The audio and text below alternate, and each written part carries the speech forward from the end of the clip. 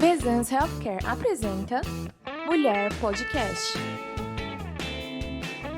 O seu podcast de saúde feminina, de médico para médico.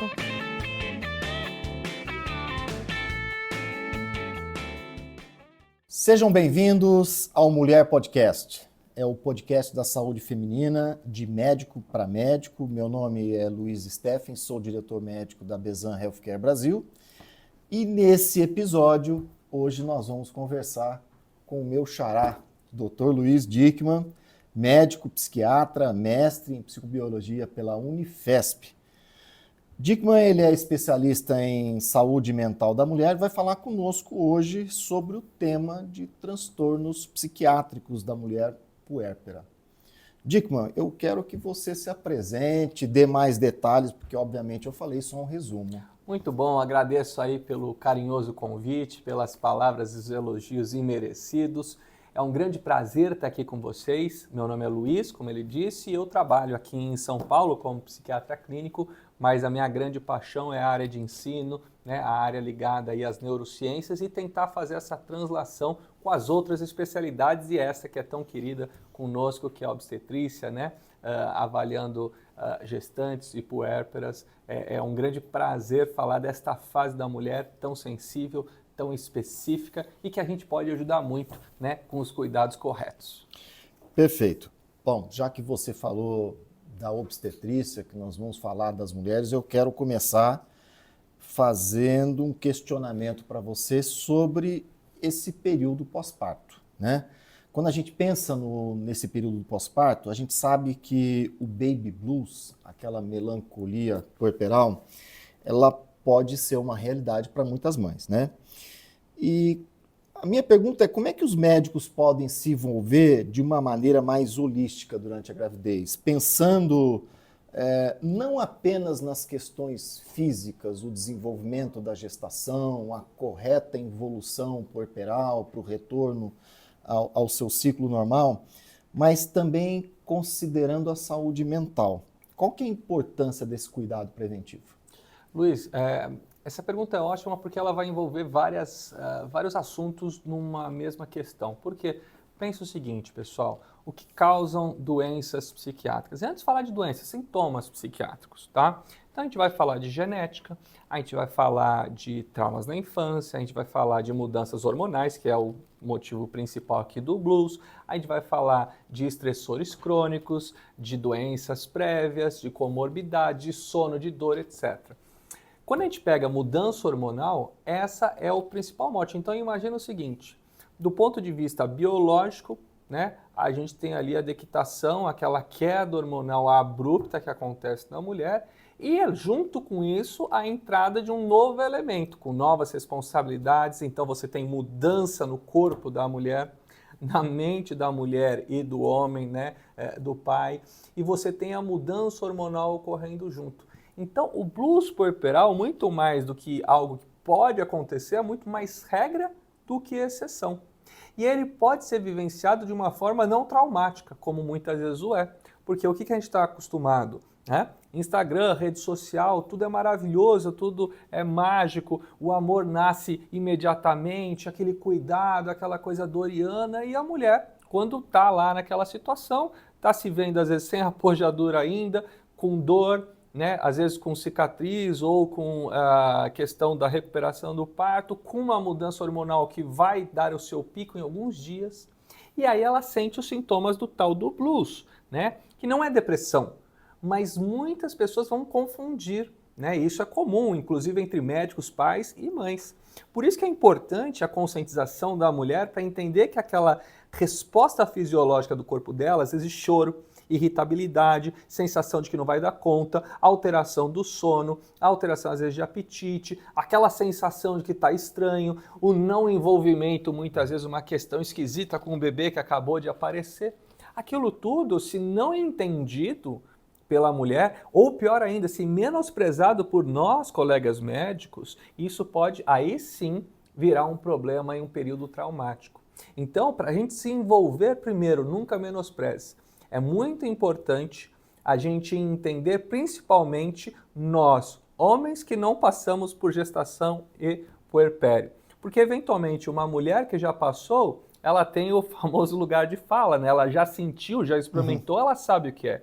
A gente não sabe o que é, a gente estuda o que é e ouve o nosso paciente. Então, se for aquela mãe de primeira viagem, o médico ele vai ter esse papel importante de já conscientizar, entender o histórico e, principalmente, saber o histórico psiquiátrico prévio daquela mãe.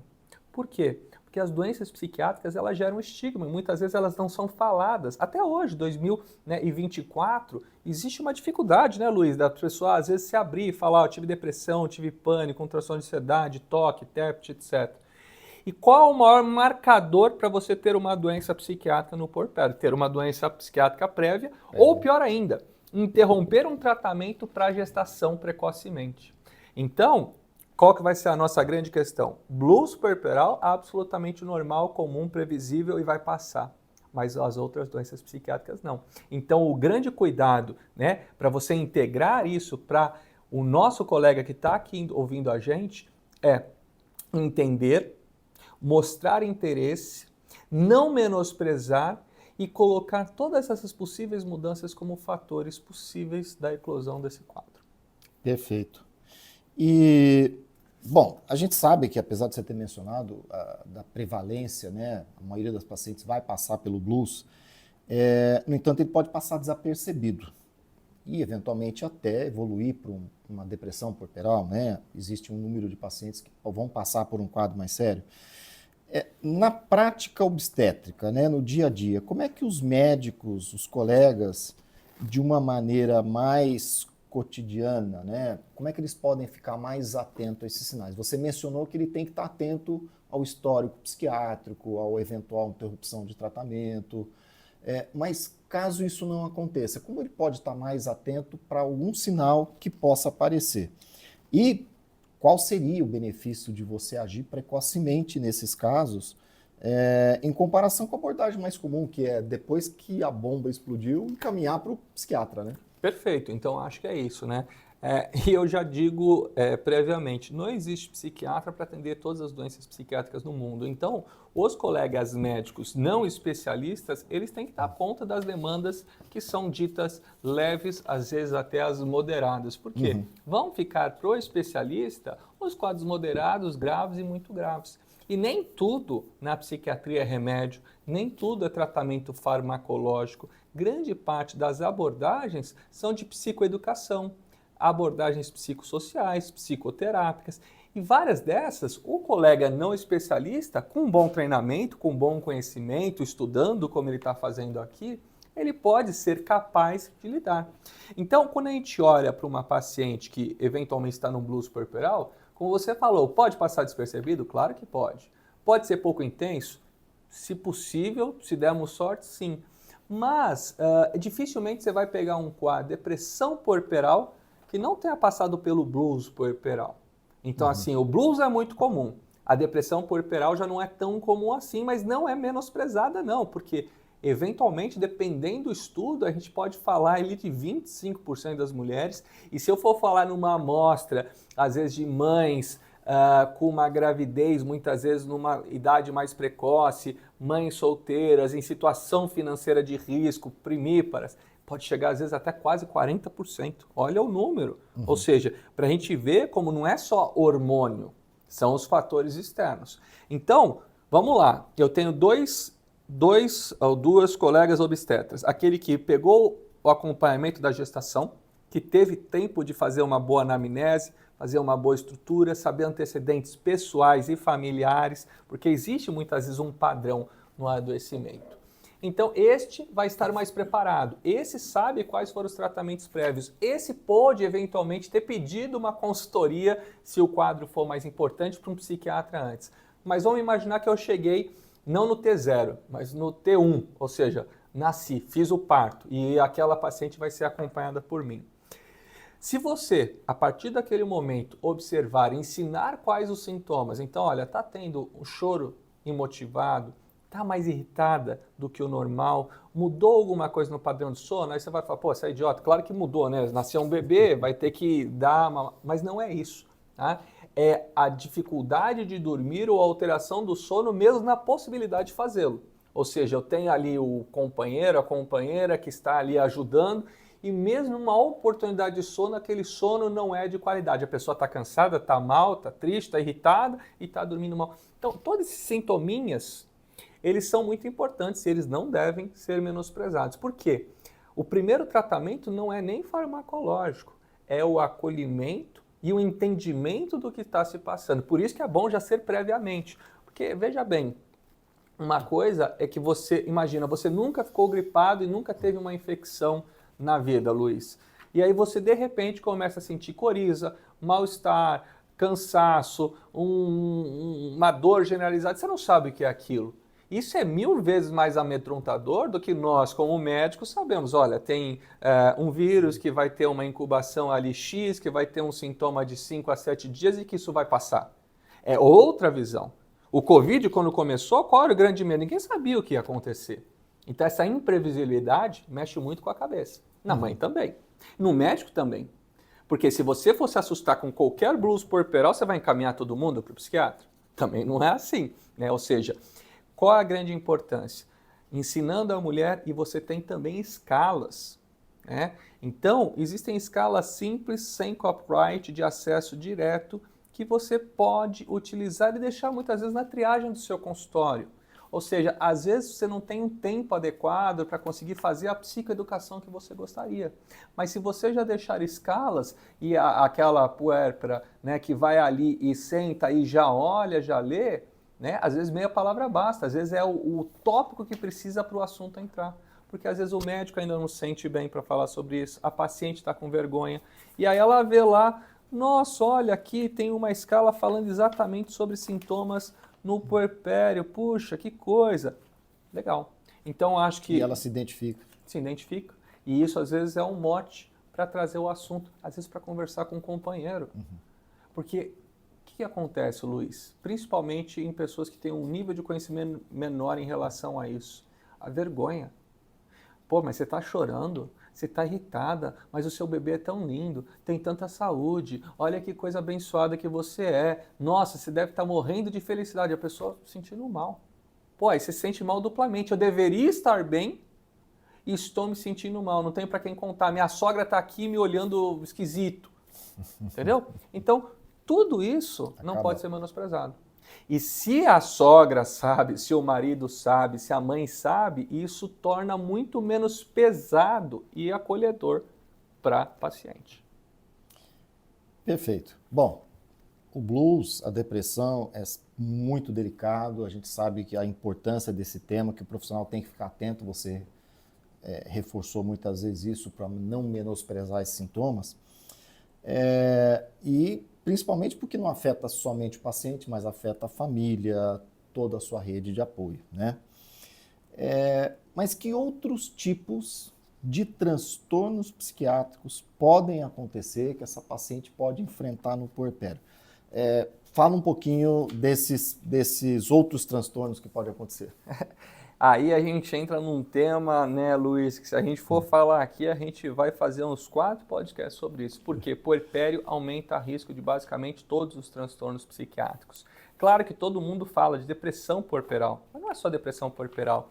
Toque puerperal, transtorno do estresse pós-traumático. Imagina uma mulher que sofreu alguma violência obstétrica, ou que sofreu muito por conta da condição de parto, ou teve uma complicação XYZ, que a gente, às vezes, como médico, pode pensar, não, mas foi tão simples. Mas para aquela mulher, daquela forma, com a imagem que ela tinha, a gente não sabe qual que era o background, né, daquela pessoa, o que ela estava esperando, aquela pessoa que sonhava muitas vezes naquele parto, né, de uma maneira XYZ, e aí não dá certo, ela vai para cesárea achando que, meu Deus do céu, que coisa ruim. E não é, a gente sabe, poxa, né?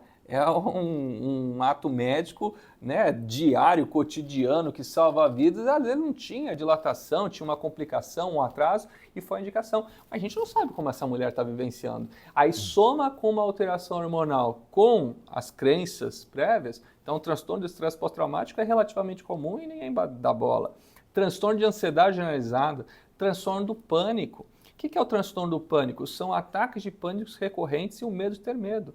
O que é o pânico? É uma descarga de adrenalina na hora errada. Então dá sudorese, suor frio, taquicardia, às vezes precordialgia, falta de ar, sensação de bola na garganta, né? Sensação de que está estranho, que o ambiente está estranho, chama de realização, que você está estranho, chama de despersonalização. A pessoa acha que está morrendo, acha que vai ter um infarto, acha que vai ficar louca, que vai perder o controle, mas não. Aquilo é uma coisa relativamente comum, que dura em média de 10 a 40 minutos, que dependendo de como a gente avalia e como a gente trata e como a gente caminha, aquilo pode acabar ali. Ou pode virar um grande problema na vida da pessoa e começar a ter recorrência. Então, estou falando de toque, estou falando de transtorno de ansiedade, estou falando da depressão, mas o mais grave de todos, que este é psiquiatria para ontem, muitas vezes internação, para a proteção da mãe e do bebê, psicose puerperal. A psicose puerperal é o quadro psiquiátrico de maior gravidade dentro da psiquiatria. Por quê? Porque aí você está falando de uma mãe que pode ter delírios e alucinações e desorganização do comportamento com risco de suicídio e de infanticídio. Então, essa é a desgraça completa dentro da psiquiatria. Isso não é a depressão puerperal, é a psicose, que é muito mais raro, ainda bem. Então, viu sinais de desorganização, estou ouvindo coisas, ou seja, o que é uma alucinação? É uma alteração senso-perceptiva onde não tem um estímulo real, ou seja, eu tenho os meus 5, tenho visão, audição, etc., e eu estou ouvindo uma voz de alguém e não tem ninguém falando comigo. Eu estou vendo alguma coisa, mas não tem ninguém ali. Isso é uma alucinação. E o delírio é uma alteração do juiz de realidade. Olha, tem alguém me perseguindo aqui nessa maternidade, estão fazendo alguma coisa contra mim. Aquela moça ali do quarto do lado está fazendo uma macumba para o meu filho. Opa, esse papo aí está estranho. Isso aí não é depressão puerperal. Aí é investigação psiquiátrica imediata. Por quê? Porque isso coloca em risco, isso tem que ter um tratamento rápido, isso tem risco para o bebê e para a mãe. Nossa grande sorte é que, epidemiologicamente, isso é muito mais raro. Tá? Uma situação que talvez você, colega, não tenha presenciado, ainda bem, mas isso é aquilo que realmente é a nossa maior preocupação sempre. Depressão puerperal, bom encaminhamento, tratamento, não menosprezar, você trata, tem evoluções, prognósticos muito positivos e favoráveis. Psicose puerperal, não. E normalmente aqui está ligado ou à esquizofrenia ou a transtorno bipolar prévio.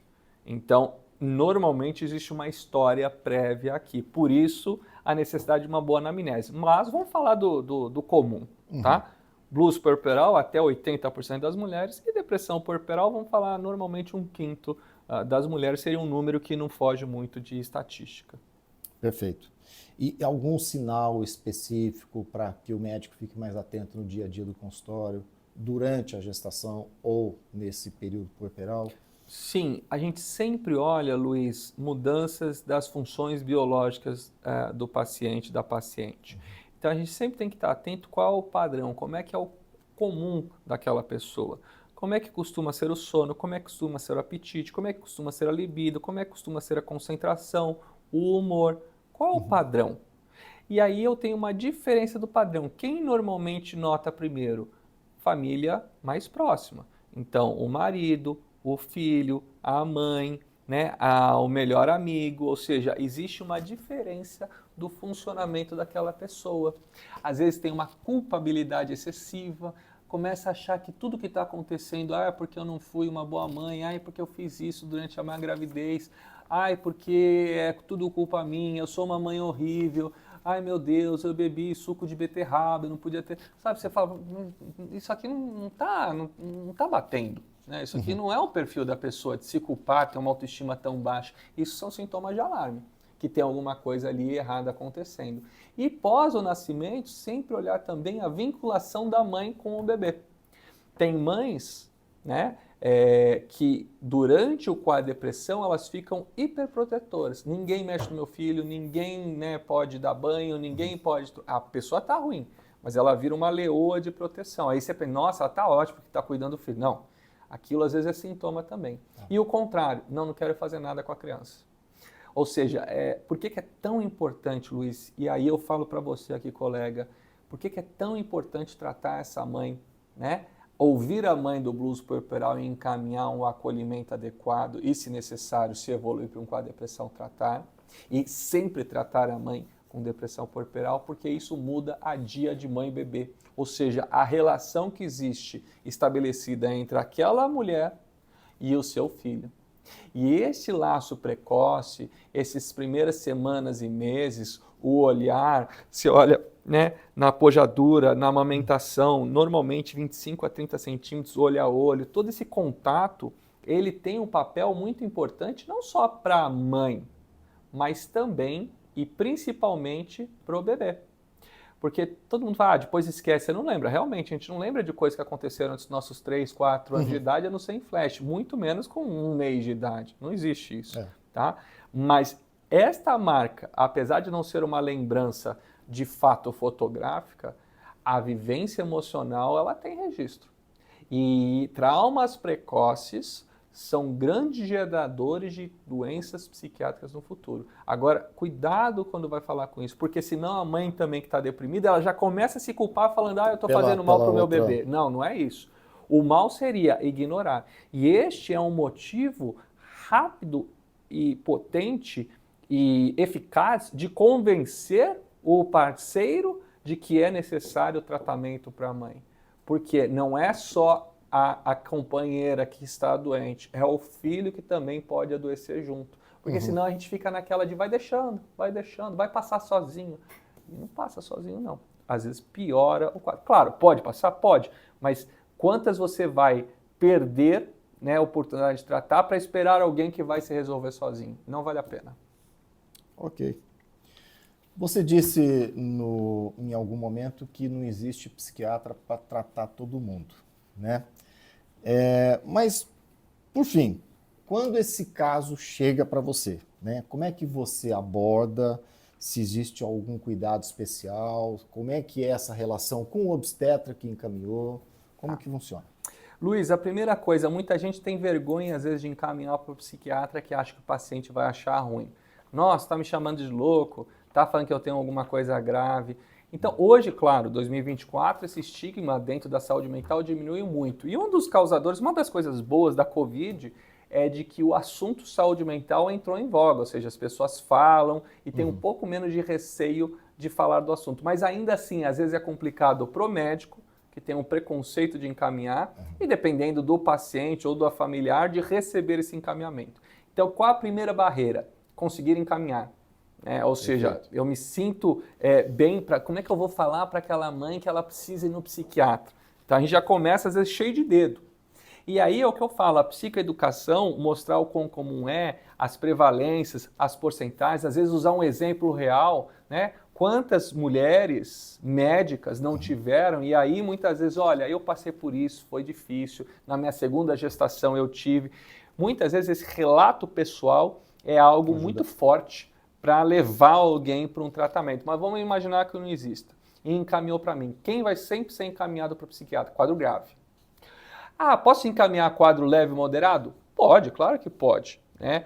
Se o paciente está aberto e apto para ter uma conversa, que nem todo encaminhamento, as pessoas pensam, vou encaminhar para o psiquiatra, vai sair medicada.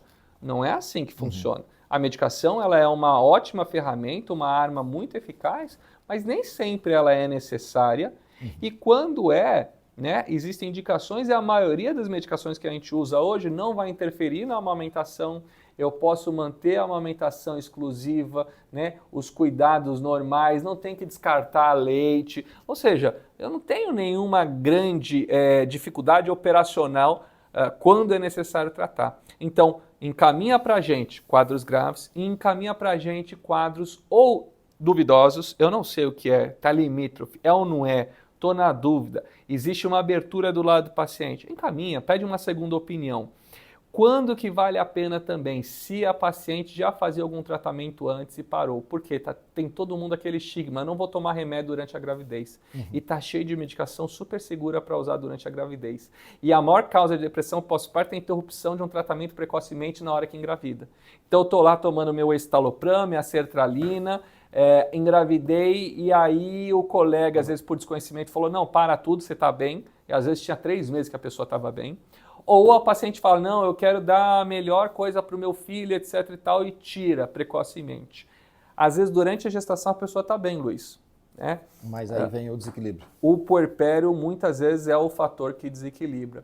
E aí, eu não vou ficar esperando, ver se é blues, se é depressão. Nesse caso, eu trato que a chance daquilo piorar e voltar chega até 75%. Ou seja, de 4, talvez uma não precisasse de tratamento. Então é melhor eu tratar as 4 e tratar a mais uma do que deixar de tratar 3 e esperar perder 3 meses ali naquela evolução. Ok. Com essa última pergunta, nós chegamos ao final de mais um episódio do Mulher Podcast. E eu quero agradecer novamente a presença do Dr. Luiz Dickmann e de vocês, nossos ouvintes, nesse espaço aqui para discutir esse tema tão importante. Muito obrigado. Um grande abraço e até mais.